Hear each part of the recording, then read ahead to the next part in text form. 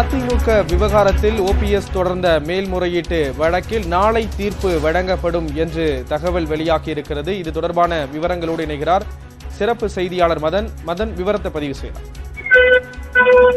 அதிமுக கட்சியிலிருந்து நீக்கப்பட்ட ஓ பன்னீர்செல்வம் மற்றும் அவருடைய ஆதரவாளர்கள் தொடர்ச்சியாக அந்த கட்சியுடைய சின்னம், கொடி மற்றும் லெட்டர் பேட் ஆகியவற்றை பயன்படுத்தி வருவதால் அதிமுக தொண்டர்கள் மத்தியில் ஒரு பெரிய குழப்பம் ஏற்படுவதால் அதற்கு தடை விதிக்க வேண்டும்.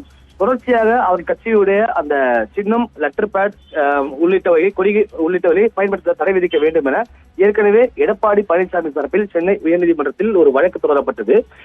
இந்த வழக்கை விசாரித்த தனி நீதிபதி இந்த வழக்கில் தொடர்ச்சியாக பதில் மனு தாக்கல் செய்யாதால், ஓபிஎஸ் தரப்பிலிருந்து பதில் மனு தாக்கல் செய்யாதால் அவர்கள் மேற்கொண்டு அந்த கட்சியுடைய இந்த கொடி, சின்னம், லெட்டர் பேட் உள்ளிட்டவை பயன்படுத்த ஒரு இடைக்கால தடை விதித்து உத்தரவு பிறப்பித்திருந்தார். ஆனால் இந்த வழக்கு நிலுவையில் தான் உள்ளது. இந்த ஒரு இடைக்கால உத்தரவை எதிர்த்துதான் ஓபிஎஸ் தரப்பிலிருந்து சென்னை உயர்நீதிமன்றத்தில் மீண்டும் ஒரு மேல்முறையீட்டு மனு தாக்கல் செய்யப்பட்டது. இந்த மனு நீதிபதிகள் மகாதேவன் மற்றும் முகமது சபிக் அடங்கிய அமர்வில் விசாரணை நடைபெற்றிருந்தது. இந்த வழக்கில் பார்க்கும்போது தங்கள் தரப்பு வாதங்களை முழுமையாக கேட்காமலேயே இந்த ஒரு இடைக்கால தடை விதித்தது தவறு என்று ஓபிஎஸ் தரப்பில் ஒரு வாதம் எடுத்து வைக்கப்பட்டது.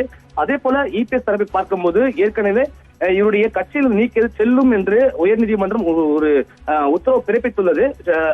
எனவே மேற்கொண்டு இவர் இந்த ஒரு சின்னம் உள்ளிட்டவைகளை பயன்படுத்த தடை விதிக்க வேண்டும் என்ற ஒரு வாதம் எடுத்து வைக்கப்பட்டது. இந்த இரண்டு தரப்பு வாதங்களும் ஏற்கனவே முடிந்த நிலையில்தான் இந்த வழக்கில் நாளை தீர்ப்பு வழங்க உள்ளது. ஸ்ரீராம், விவரங்களை வழங்கியதற்கு நன்றி மதன்.